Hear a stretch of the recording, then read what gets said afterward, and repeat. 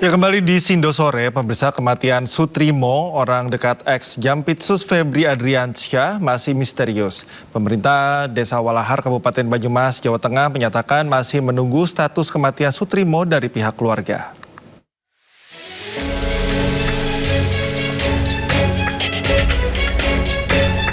Kepala Desa Walahar Narsim mengatakan Sutrimo merupakan warga Desa Walahar, namun selama bertahun-tahun Sutrimo diketahui lebih banyak berada di luar daerah karena bekerja di lingkungan Jampitsus. Sehingga aktivitas kesehariannya di desa tidak banyak diketahui oleh masyarakat maupun pemerintah desa. Hingga saat ini pemerintah Desa Walahar juga belum mencatat secara administratif peristiwa meninggalnya Sutrimo. Hal tersebut karena pihak keluarga masih belum menyampaikan laporan resmi kepada pemerintah desa terkait status kematian yang saat ini ramai diberitakan di berbagai media. Belum data kalau di aparat desa. Belum. Iya. Artinya dia tapi warga sini, Pak. Warga sini. Belum didata dari meninggal warga sini, meninggal di mana itu. Sudah masuk ke kelurahan sini. Belum masuk karena orangnya kayak masih itu disuruh ke desa aja, masih trauma. Oh, keluarganya. Iya. Oh, berarti keluarganya belum sama desa itu belum komunikasi yang ini ya. Sudah komunikasi tapi kayak sekarang udah kayak Tertutup. di telepon Pak Cari aja sudah tertutup banget itu. Pada misteri kematian Sutrimo, kepolisian terus mendalami kejanggalan di balik meninggalnya Sutrimo. Polda Metro Jaya kini melibatkan pusat laboratorium forensik demi membongkar teka-teki kematiannya. Dalam olah TKP, tim penyidik mengambil sejumlah sampel untuk pemeriksaan laboratorium lanjutan. Selain mengandalkan pembuktian ilmiah melalui Puslap 4, penyidik juga mulai memanggil pihak-pihak terkait untuk dimintai keterangan. Tim Liputan iNews melaporkan. Pemirsa, 3 orang tersangka pengedar narkoba jenis ganja di kawasan Jakarta Timur diringkus polisi. Barang bukti berupa 27 kg ganja siap edar turut disita.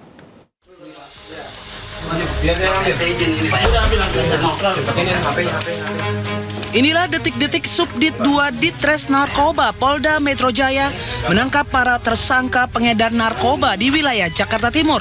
Salah satu tersangka berinisial FR tidak berkutik setelah petugas merangsek masuk ke dalam sebuah kontrakan di wilayah Cipinang. Petugas menyita barang bukti ganja seberat 27,96 kg dan juga sabu seberat 2,69 gram siap edar. Usai pengembangan, 3 orang pria berinisial DHP, FR, dan YP di berbagai lokasi di wilayah Jakarta Timur ditangkap. Kami, Direktorat Reserse Narkoba Polda Metro Jaya, telah berhasil mengungkap peredaran gelap narkotika jenis ganja dan sabu di wilayah Jakarta Timur. Saat ini ketiga tersangka dan barang bukti dibawa ke Polda Metro Jaya guna penyelidikan lebih lanjut. Dari Jakarta, Helmi Sajengbati, iNews melaporkan. Usai menggelar sayembara tangkap pelaku begal dapat uang jutaan rupiah, kini Gubernur Jawa Barat Deddy Mulyadi kembali membuat sayembara berburu penjualan obat tramadol dan minuman keras. Demul pun menjanjikan hadiah bagi warga yang mengunggah toko penjual tramadol dan minuman keras di media sosial. Sekarang ini banyak orang yang jualan tramadol dan warung-warung minuman keras ilegal. Bagi warga Jabar, siapa yang bisa memposting, menceritakan warung-warung tramadol di media sosial, saya akan kasih hadiah juga.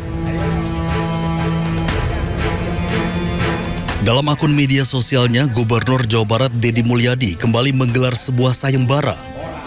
Kali ini Deddy Mulyadi akan memberikan hadiah jika warga mengunggah ke media sosial tentang penjualan obat tramadol dan minuman keras di wilayah Jawa Barat. Hal ini dilakukan sebagai bentuk keprihatinan dengan maraknya penjualan obat tramadol dan minuman keras yang berdampak buruk pada kesehatan anak muda. Selain itu, pihak Pemprov Jabar juga akan berkoordinasi dengan Kapolda Jawa Barat untuk memberantas peredaran tramadol di Jawa Barat.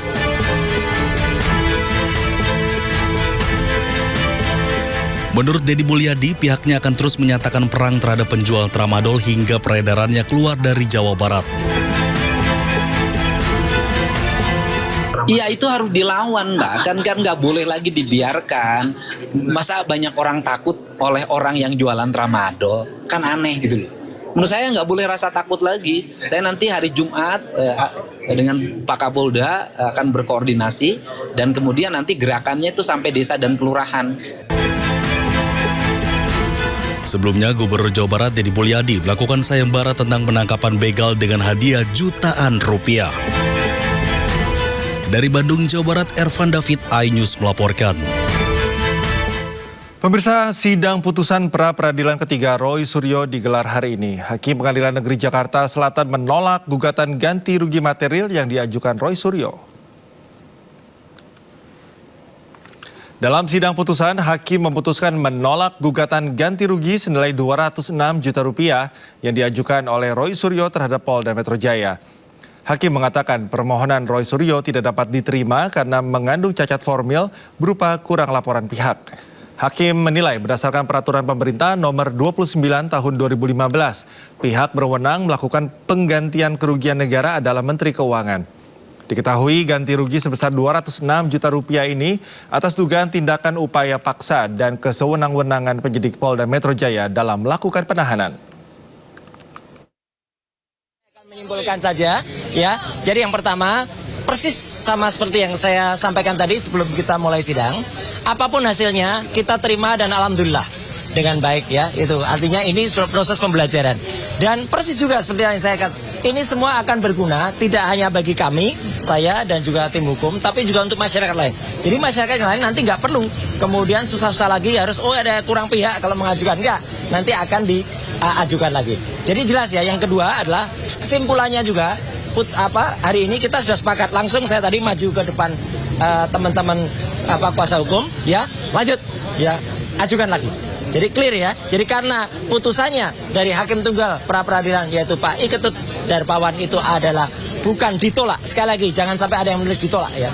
Tidak ditolak, tetapi belum diterima atau belum diterima karena kurang pihak. Nah, karena kurang pihak itu yang menjadi pertimbangan, maka kita tambah pihak nanti pada pengajuan berikutnya. Nah, jadi ini yang menarik. Karena kita akan tambah pihak, maka nanti akan ada pengajuan lagi. Dan pengajuan lagi itu tentu saja akan kita ajukan setelah pra-peradilan yang keempat. Sebelumnya, Roy Suryo ajukan pra-peradilan yang ketiga terkait kerugian atas penangkapan dan penahanannya yang tidak sah. Pihak termohon Polda Metro Jaya pun meminta hakim menolak permohonan tersebut karena dinilai tak berdasar.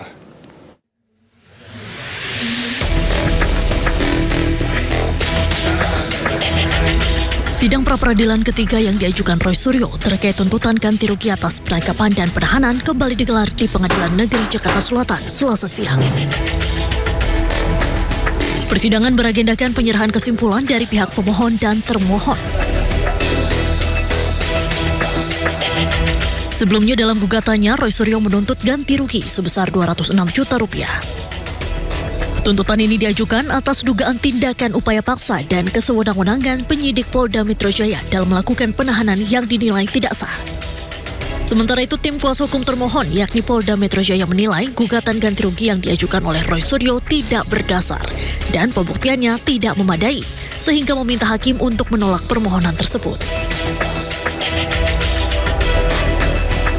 Dalam sidang dengan agenda mendengarkan keterangan ahli pada Senin 3 Agustus lalu, pihak Polda Metro Jaya menghadirkan Hendri Jayadi Pandiangan, dosen Fakultas Hukum Universitas Kristen Indonesia (UKI). Hendri menekankan tuntutan ganti rugi atas penangkapan atau penahanan yang dinyatakan tidak sah tidak bisa serta-merta dikabulkan dan dibebankan kepada negara. Meski pasal 173 KUHP membuka ruang bagi tersangka untuk menuntut ganti rugi, terdapat batasan dan parameter ketat yang harus dipenuhi.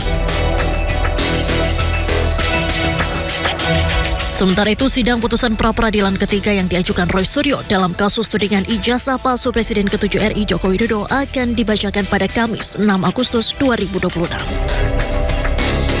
Dari Jakarta, tim liputan iNews melaporkan. Menteri Dalam Negeri Tito Karnavian menyebut jika biaya pendidikan di Jakarta lebih mahal ketimbang di Singapura.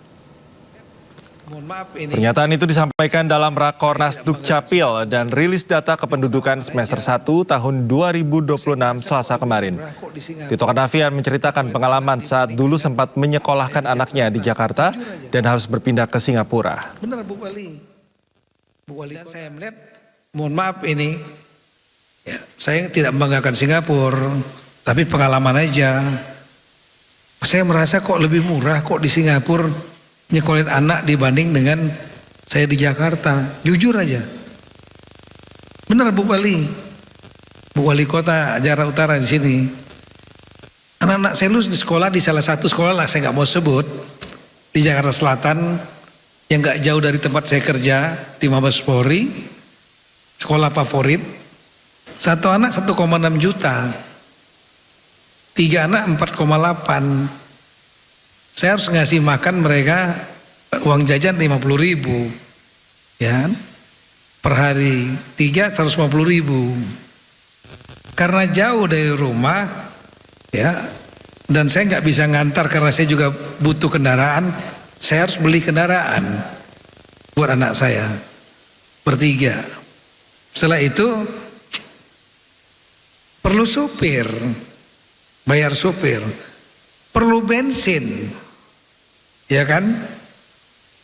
Jadi hitungannya 4,8 ditambah supir, ditambah beli mobil, tambah bensin, tinggi.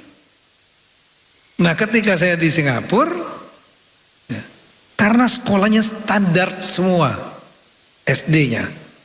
Jangan salah, itu di Singapura mereka nggak punya sumber daya alam, ya, natural resourcesnya nggak ada.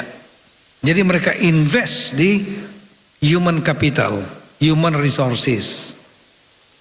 30% anggaran buat pendidikan, sehingga sekolahnya standar semua SD-nya. Nah begitu standar semua, maka menggunakan sistem zonasi. Kita begitu email, masukkan portal layanan publik tadi tanpa harus ke sana, kita dipilihkan sekolah yang terdekat dari rumah. Nah, sedangkan sekolahnya subsidi. Saya ingat betul bayarnya $100 per bulan. Saat itu kurs masih Rp6.000. Sementara itu, pernyataan Tito Karnavian itu ditanggapi oleh Menteri Pendidikan Dasar dan Menengah Abdul Muti. Menurut Abdul Muti, sekolah di Singapura jumlahnya sedikit sekali. Sekolah di Indonesia ada sekitar 400.000 sekolah dengan murid sekitar 53 juta anak. Jadi kompleksitas persoalannya pun sangat berbeda.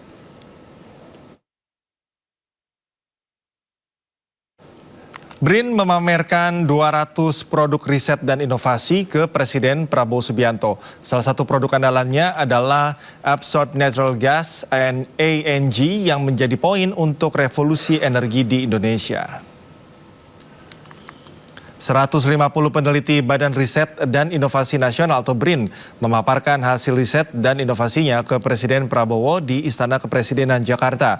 BRIN memaparkan 12 klaster riset meliputi bidang energi, pangan, transportasi, antariksa, perumahan, nuklir, logam, tanah jarang hingga inovasi yang mendukung program MBG. Selain paparan, BRIN juga menampilkan sejumlah produk inovasi yang dijadwalkan akan ditinjau langsung oleh Presiden bersama para penelitinya. ANG menjadi salah satu produk andalan yang menjadi solusi untuk menghemat gas hingga devisa negara. Arief mengklaim BRIN terus berupaya menghasilkan penelitian yang dapat dimanfaatkan untuk menjawab berbagai tantangan pembangunan serta mendukung kemajuan ekonomi Indonesia. Kami memaparkan dari 12 klaster itu isu pangan, isu riset tentang pangan, riset tentang energi, riset tentang berkaitan untuk bisa mensupport produk kita untuk kampung nelayan, produk kita untuk MBG, kemudian juga riset antariksa, riset penerbangan, riset nuklir, kemudian riset logam tanah jarang, ya, kemudian riset perumahan, riset transportasi, riset kesehatan, ya itu produk-produk riset kita memang sudah sangat banyak dan terus terang tidak semua produk inovasi bisa kami pamerkan. Ya setiap klaster punya kebanggaannya. Satu energi tadi kan kita bisa memberikan solusi untuk menghemat gas, untuk bisa menghemat devisa. Karena kalau ANG tadi bisa digunakan dengan tekanan kurang dari 30 bar ya, maka itu bisa menjadi pengganti LPG.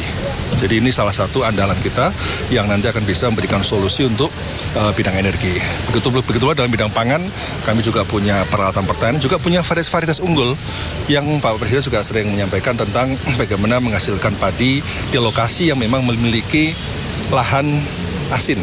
Nah itu padi biosalin kami juga sudah punya, dan sekarang itu yang paling penting adalah bagaimana proses percepatan produksi dari benih-benih yang dihasilkan oleh BRIN supaya banyak dimanfaatkan oleh masyarakat. Sehingga kami dengan Kementan selalu berkoordinasi, selalu berkolaborasi. Ya kami pun juga akan menyampaikan bahwa kami dengan Kemendikbudristek ada kerjasama perumusan peta jalan riset Indonesia. Jadi untuk memberikan arah riset di Indonesia ke depan, maka peta jalan menjadi penting.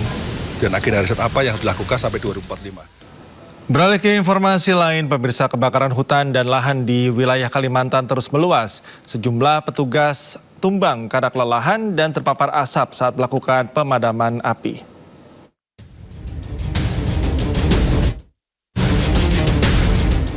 Kebakaran hutan dan lahan di Palangkaraya dan Kabupaten Pulang Pisau, Kalimantan Tengah hingga kini masih meluas. Cuaca panas serta angin kencang membuat api dengan cepat menjalar. Petugas gabungan terus berupaya memadamkan api agar tidak meluas. Banyaknya titik api yang bermunculan membuat petugas bekerja ekstra. Kondisi ini menyebabkan 5 petugas Dalkarhutla Dinas Kehutanan Kalimantan Tengah jatuh sakit. Petugas mengalami meriang, demam, sakit kepala hingga sesak nafas akibat kelelahan serta terpapar asap. Panas, jadi berkeringat. Jadi itu menyebabkan kadang ada yang suhunya rendah. Terus karena panas itu karena panas jadi bisa tinggi suhunya. Di Kabupaten Kota Waringin Timur, Kalimantan Tengah, jumlah titik panas hingga Selasa petang mencapai 62 titik. Jumlah ini melonjak dibandingkan sehari sebelumnya yang tercatat hanya sebanyak 14 titik.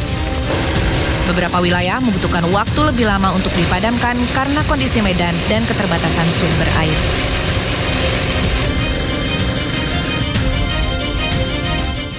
Sementara kebakaran lahan di Savana Bromo, Lumajang, Jawa Timur meluas hingga 85 hektar dan sampai ke Kabupaten Malang. Akses wisata melalui beberapa pintu masuk Bromo ditutup sementara hingga waktu tak ditentukan. Oh, ini tambah banter ya.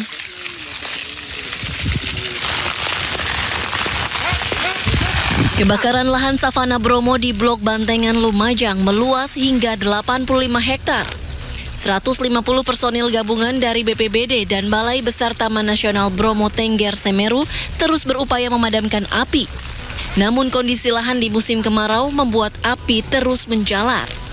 Titik api yang semula berada di Kabupaten Lumajang dan Probolinggo kini bergerak hingga menuju hutan Bromo di kawasan Kabupaten Malang.